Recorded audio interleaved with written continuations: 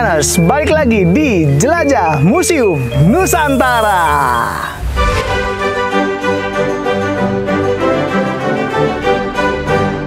Kali ini kita sedang ada di Pulau Dewata, Bali. Dan kita sedang ada di Museum Pustaka Lontar. Wah, di mana gedungnya ya? Perasaan dari tadi ngelihat isinya banyak-banyak apa ya, banyak tumbuhan lah gitu, seakan-akan kita sedang berada di tengah hutan ya. Oke, kita langsung aja melihat di denah Museum Pustaka Lontar ini. Menurut denah ini ya, kita sekarang lagi ada di area depan Museum Pustaka Lontar. Di sini ada beberapa gubuk, mulai dari Balai Sangkul Putih, ada Balai Lantang, ada Utama Mandala, dan lain-lain. Oke, supaya tidak penasaran, langsung aja kita masuk ke museumnya. Let's go. Oke, Muspeners, kita langsung aja masuk ke Museum Pustaka Lontar. Let's go. Om Swastiastu. Selamat siang. Pak. Assalamualaikum warahmatullahi wabarakatuh. Waalaikumsalam. Selamat siang. Oh, kita pakai sarungnya dulu ya. Oh gitu? Ya, boleh, ya biar disarungin dulu sama angganya ya. Oke. Ya, biar tambah keren. Pakai sarung ya berarti ya.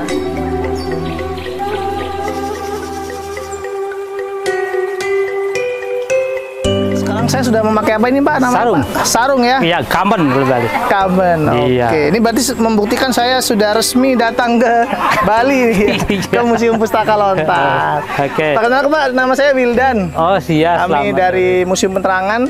Ya. Ini sedang ditonton oleh Muspeners kita sebutnya. Oh iya. Muspeners, ya kebanyakan pelajar Pak. Oh, Jadi iya, senang kita pengen belajar ada apa sih di Museum Pustaka Lontar. Oh gitu. Kalau begitu kita punya minuman welcome drink. Wah, Nah, ini bawang terima ada. kasih banyak Coba ya, Pak. silakan dulu silakan. Oke. Ya, iya. Nah, nih buat Muspeners ya. Satu. Saya ambil lagi satu. Pak, Silakan, tadi dibagi buat Muspeners ya Pak. Silakan. Pak. Ya, silakan. Oke, kita Ya. minum. Ya. Ya, gimana, enak kan? Seger banget Pak. Seger ya. Karena memang diambil dari tanaman yang lagi masih hidup, kemudian kita suguhkan dengan yang cukup fresh ya. Jadi kayak begitu ya. Terima Oke, kasih. mari kita masuk ke dalam. Baik Pak. Ya, Siap. mari.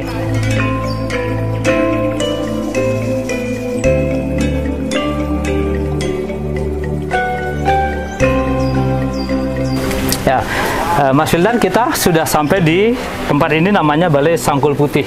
Ya, Balai Sangkul Putih. Ya, silakan diisi buku tamunya dulu. Baik ya. Pak. Oke, Muspeners, kita isi buku tamu dulu ya Muspeners. Iya. Ya. Kita tanggal 21. Nah, ini adalah buku registrasi, naskah salinan lontarnya. Kemudian ini adalah surveilan secara keseluruhan, walaupun museum ini juga masih ada 2 unit yang belum selesai. Nah, tetapi yang penting sekarang adalah bagaimana sih proses pembuatan daun lontar menjadi lontar, ya, jadi kertas lontar.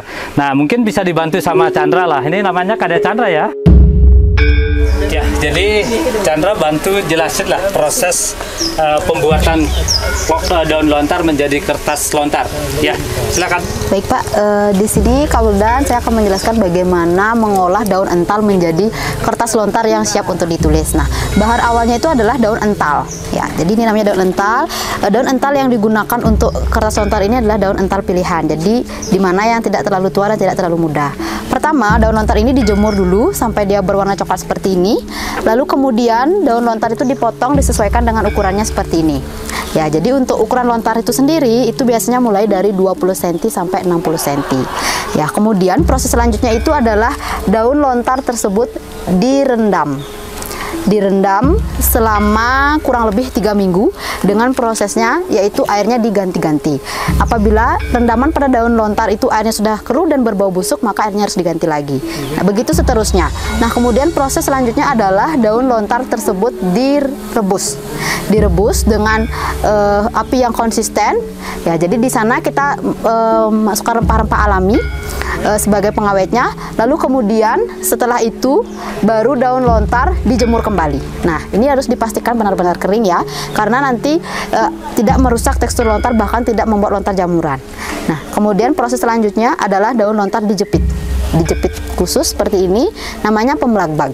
Ya, jadi ini fungsinya supaya daun lontar itu lurus. Ya, kemudian proses selanjutnya itu daun lontar dilubangi 3 bagian di sini. Nah, jadi proses pelubangannya adalah menggunakan pirit. Nah, jadi prosesnya satu persatu dilubangi seperti ini. Lalu kemudian dimasukkan kembali di alat khusus ini. Di alat khusus yang di sini kemudian dijepit. Nah, lalu proses selanjutnya baru diserut sisi-sisinya supaya rata menjadi seperti ini. Ya, kemudian proses selanjutnya adalah daun lontar dibuatkan garis seperti ini dengan menggunakan benang sipat. Nah, jadi namanya proses nyepat. Yang pertama adalah benang sipat ini dicelupkan di pewarna yang terbuat dari beberapa bahan alami seperti terong hutan yang ditumbuk halus, kemudian disepat, diluruskan seperti ini. Jadi ditekuk satu persatu. Nah, barulah namanya daun lontar yang siap ditulis. Jadi keseluruhan waktu atau serangkaian waktu untuk membuat daun lontar yang siap ditulis itu adalah 2 tahun untuk kualitas yang bagus. 2 tahun Mas Venus ya untuk mendapatkan kualitas lontar yang bagus ya. Berarti ini sebetulnya seperti kertas begitu ya Pak ya? Betul. Seperti kertas ya. Seperti kertas. Kalau dulu kan cari kertasnya susah, yang dipakai adalah daun lontar pilihan ya dari mungkin para leluhur dulu memilih daun lontar yang paling tepat untuk kekuatan dan sebagainya. Nah, ya, jadi ini adalah lontar atau kertas lontar yang sudah jadi dan siap untuk ditulisi ya. Tetapi kita sekarang lanjut ke bagaimana mengkonservasi lontar ya. Jadi di sini sebelumnya kami kenalkan dulu. Ini adalah Bapak Ide Idewo Gede Catre. Beliau adalah kurator kita di Museum Pustaka Lontar ini, sebagai juga penggagas ya dan perintis museum ini juga bersama kami. Nah, yang di sana adalah namanya Bu Astiti. Ya, jadi mereka sedang bekerja untuk membersihkan lontar ya. Jadi kita lihat prosesnya. Mas Wildan, ya ini Bu Astiti sedang mengkonservasi, lalu coba Bu Stuti lah kasih pengalamannya mengkonservasi dulu kepada Mas Wildan ya, dari jauh-jauh biar tahu juga nih dari Jakarta datang ke sini ya. Jadi biar lengkap nanti gininya ya. Silakan. Untuk proses konservasi, pertama ketika pertama kali lontar itu dibawa ke sini, kita melakukan pendataan terlebih dahulu. Siapa nama pemilik lontarnya, berapa panjangnya, pendeknya, jumlah halaman, dan kondisi lontar tersebut.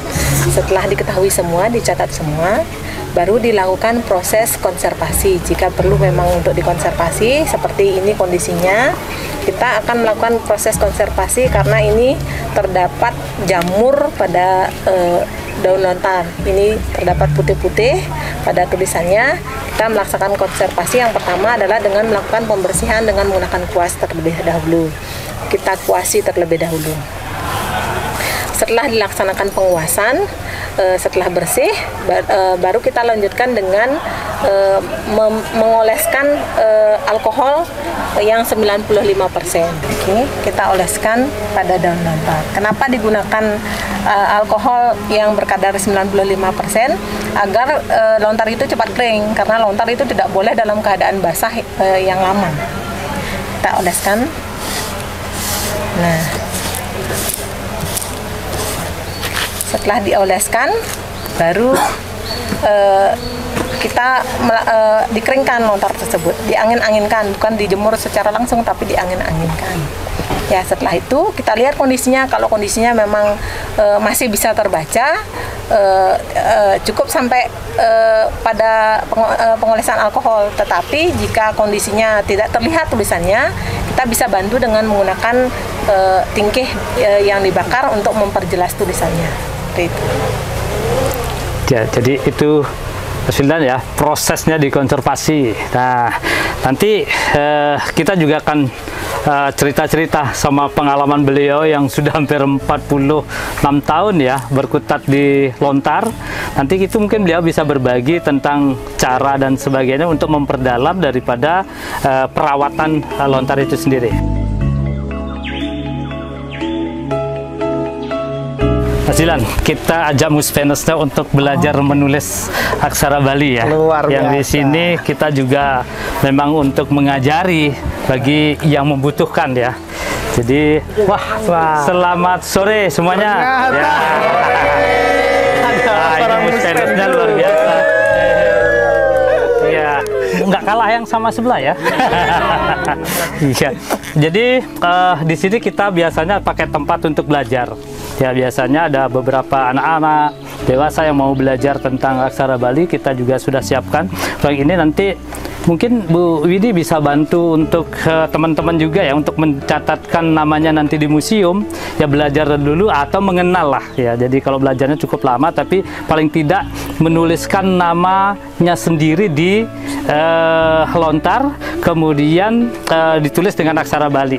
Ya, kalau yang belum tahu nanti Musfenor juga bisa diberikan kesempatan menulis Latin namanya dulu, baru kemudian nanti disalin, biar memudahkan ya. Karena mungkin kalau belajar juga cukup lama kan. Ya, jadi silakan Bu Widi. Ya. Ya, tadi adik-adik ini sudah belajar menulis aksara Bali sesuai dengan pengangge tengenan, pengangge suara, dan akara ikara. Sekarang tinggal eksekusi penulisan namanya. Sekarang tadi saya sudah memberikan tugas kepada adik-adik menulis namanya sendiri di atas kertas. Bagaimana, sudah dibuat? Siapa yang sudah angkat tangan? Oke, kita pilih yang paling muda ya. Sini maju Mas. Maju. Dadah, di sini aja Mas. Iya. Namanya siapa? Nama saya Anggoro Kurniawan. Guys. Boleh tunjukkan ke kamera tulisannya seperti apa? Anggoro. Oke. Siapa lagi yang mau nunjukin? Aku. Ini. Yang paling susah nih, hash brow. Tunjukkan ke kamera.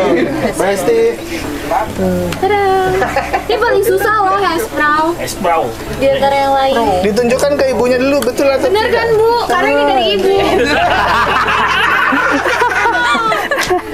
Oke, baik Ibu. Secara singkat berarti memang kita di sini diajarkan ya.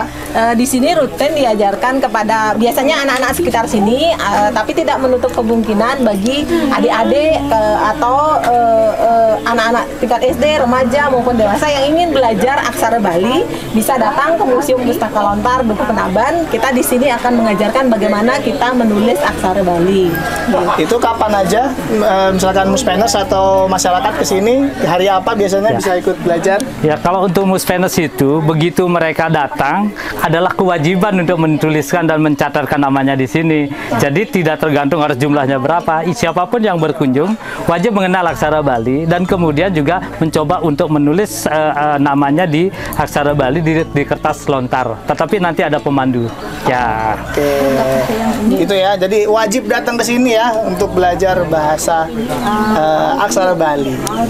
Nih, karena tadi adik-adik sudah bisa menuliskan aksara Bali di atas kertas, sekarang waktunya belajar menulis aksara Bali di atas daun lontar. Nanti yang akan disimpan di museum. Ya, jadi ganti ini. Mungkin Chandra bisa bantu juga lah ya untuk mendampingi biar agak cepetan ini, karena teman-teman ternyata antusias banget ya, banyak sekali yang mau belajar. Jadi biar tidak kewalahan. Jadi Ratu juga bisa mungkin bantu juga di sini ya. Silakan Chandra.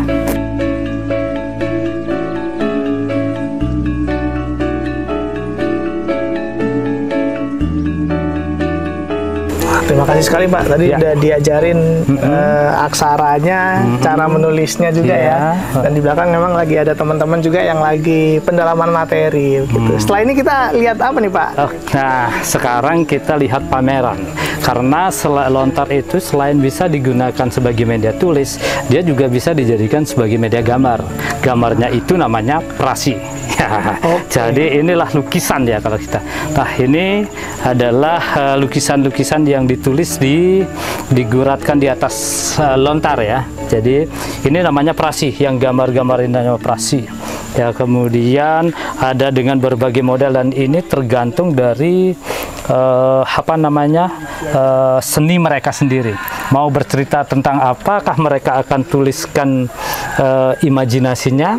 Kemudian kalau yang di sini ada seperti misalnya cerita Ramayana ya. Jadi cerita Ramayana ini Musmenes juga kalau bisa kesini aja nanti ya, jadi bisa langsung lihat ya. Iya, jadi bisa lihat langsung. Jadi kita Dan juga ini bisa. luar biasa loh Musmenes, ini detail banget ya gambarnya ya Pak. Betul, ya, bagus iya. sekali. Betul. Bahkan seperti seakan-akan timbul gitu 3 dimensi gitu ya. Iya.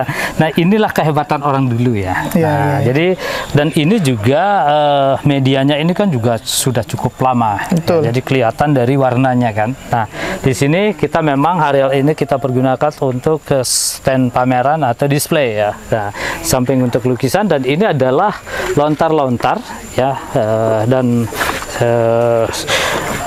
ini lontar yang disimpan ya, yang apa namanya, yang bagus kita simpan, lalu kemudian di sini juga ada sudah identifikasinya ya. Nah, ini kalau untuk memudahkan teman-teman nanti datang, apa sih lontar apa itu, sudah dijelaskan di sini. Ada registrasinya, ada kodenya juga di sini. Jadi tidak usah khawatir, mari kita bersama-sama. Ya. Nah, nanti ya, jadi setelah kita berkunjung ke sini Mas Dilan, nanti kita akan aja teman-teman untuk sesi terakhir kita untuk nyimpan ya. Menyimpan tulisan yang mereka tulis atau namanya yang ditulis di atas daun lontar, kemudian disimpan di museum. Nah, ini hebatnya. Jadi namanya siapa yang berkunjung ke sini akan abadi selama museum ini ada. Nah, itu kira-kira. Ya. Ada berapa Pak koleksi daun lontar yang dimiliki oleh Museum Pustaka Lontar? Nah, kalau koleksinya itu hampir 313 yang sudah teridentifikasi ya. Tetapi ada juga mungkin ratusan yang belum mampu kita identifikasi karena keterbatasan sumber daya manusia, kemudian waktu, terus kemudian juga tentu adalah biaya. Karena kita di sini menggunakan donasi. Ya, jadi siapa yang datang ke sini berdonasi, sebetulnya mereka lah yang membangun museum ini. Nah, inilah museum komunitas ya. Jadi itu yang kita tanamkan di sini, sehingga bangunan-bangunan ini adalah semua dari donatur. Ya, jadi kita apa namanya, desa adat di sini hanya memberikan lahan ya, jadi tanahnya, kemudian bangunannya itu adalah dari donasi. Itu yang kini.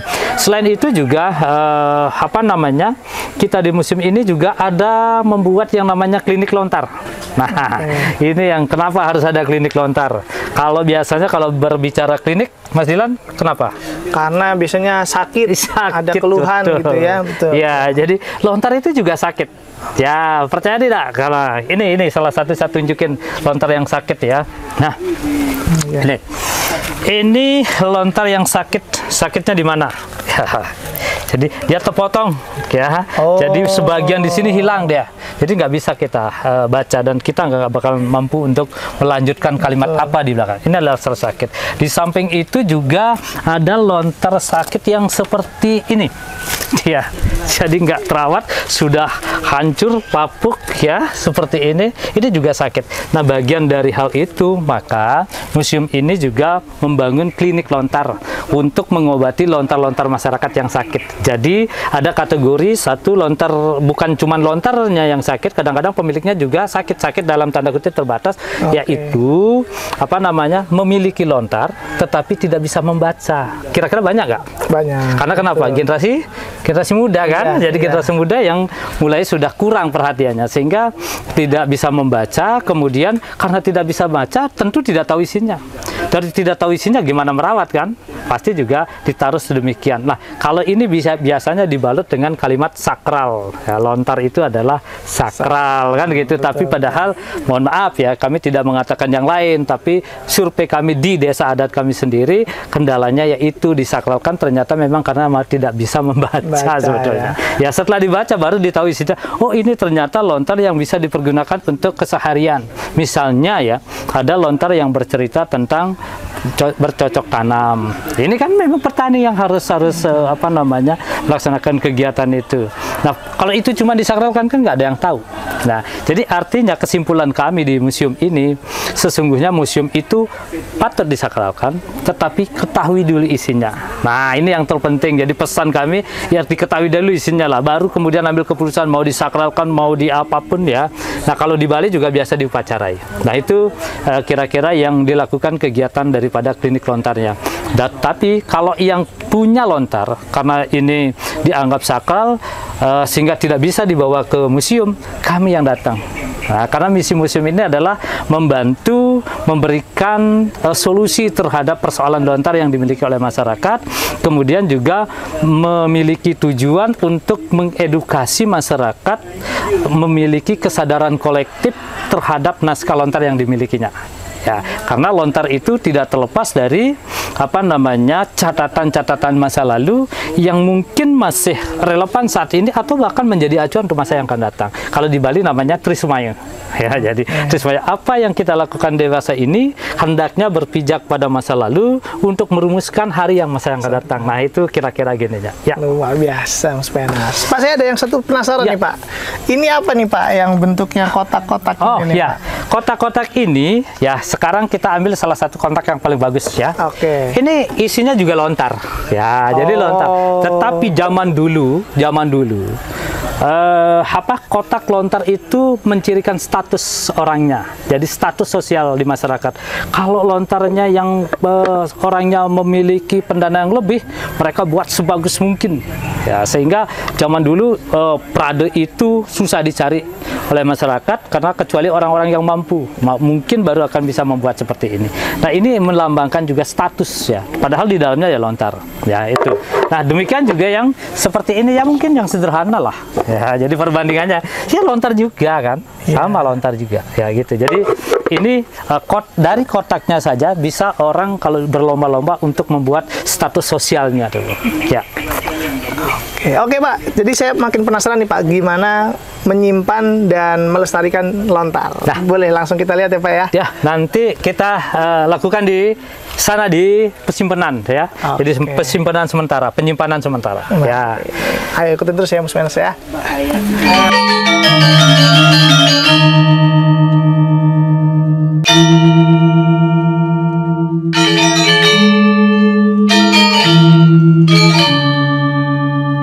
Baik, Mas Dilan, kita ajak ke teman-teman Muspenas.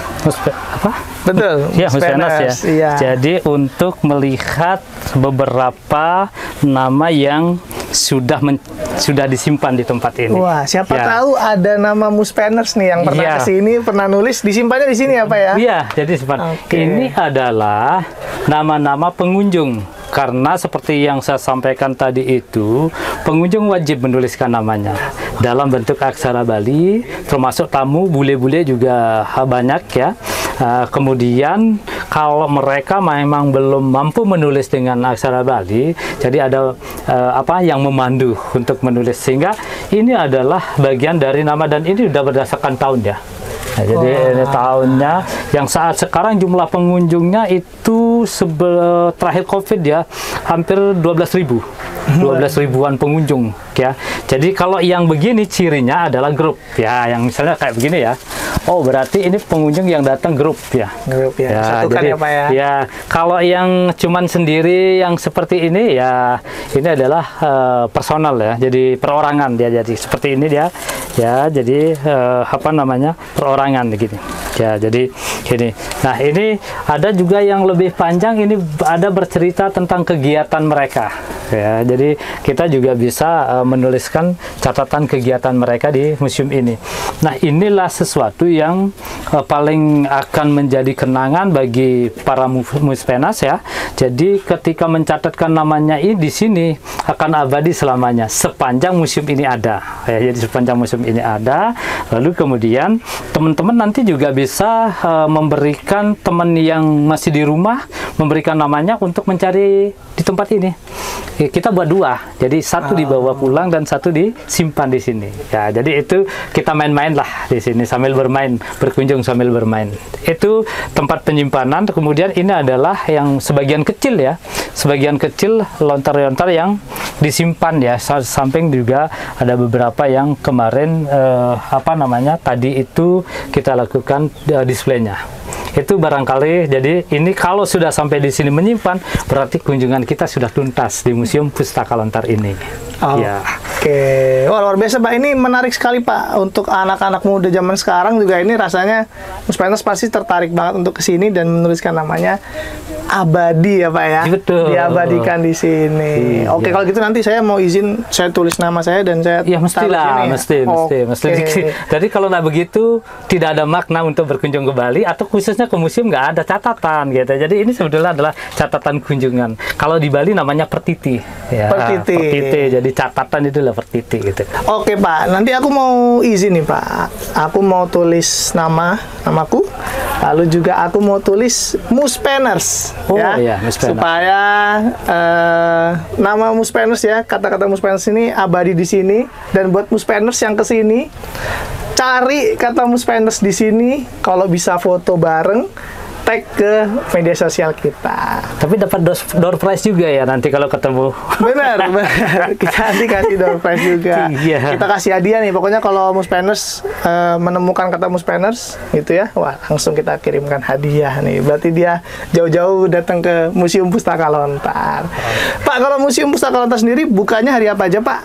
Oh ya, kalau untuk museum kita ini, karena ini adalah museum komunitas, ini bukanya setiap hari. Tidak ada libur ya. Jadi karena di sini juga teman-teman tempatnya di sini mereka semua berdasarkan pengabdian. Jadi waktu itu bukanlah alasan untuk menjadikan mereka membatasi kerja. Itu yang dilakukan di sini. Di samping itu juga karena beberapa setelah pandemi ini selesai ya, bukan selesai ya, jadi berkurang. Jadi kunjungan itu udah mulai rame ya. Jadi sudah mulai, kalau sekarang udah mendekati ke 40% kunjungan ya dari normal yang sebelumnya. Nah ini sangat membanggakan. Tetapi juga kalau teman-teman Muspenders mau ke museum sebetulnya nggak ada tiketing, gratis ya. Wah. Hanya saja kalau mau berdonasi silakan, karena donasi para Muspenders itu akan meningkatkan daripada kondisi museum kita.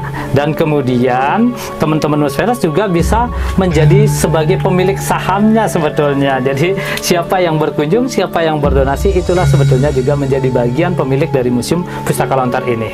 Ya, Luar itu. biasa. Oke, setiap hari gratis ya. Tapi kalau Muspenders ada rezeki berlebih, silakan berdonasi menjadi pemegang saham Siap. Museum Pustaka Lontar. Baik, Pak Surya, saya terima kasih banyak sudah diajak berkeliling museumnya. Museumnya keren banget. Dan ini lokasi di lingkungan Dukuh Bukit Ngandang, Kelurahan Karangasem, Kecamatan Karangasem, Kabupaten Karangasem, Provinsi Bali.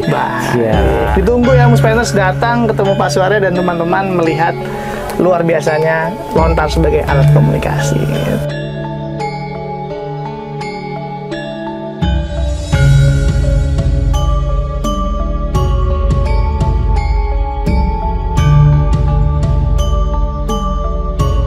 Terima kasih sudah menonton Jelajah Museum Nusantara edisi Museum Pustaka Lontar. Sampai jumpa di Jelajah Museum Nusantara spesial Bali.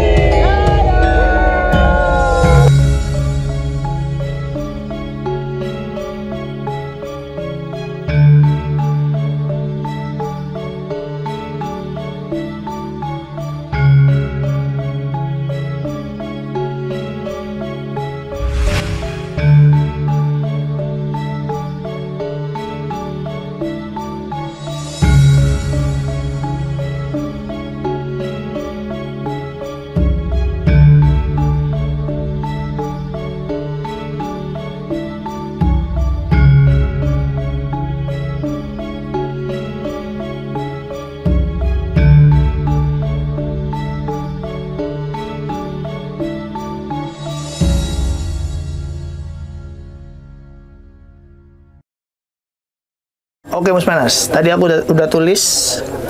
Ini tulisannya Muspenders. Ini ya, Muspenders 21 Juni 2022. Inilah yang harus kalian cari jika kalian ke Museum Pustaka Lontar.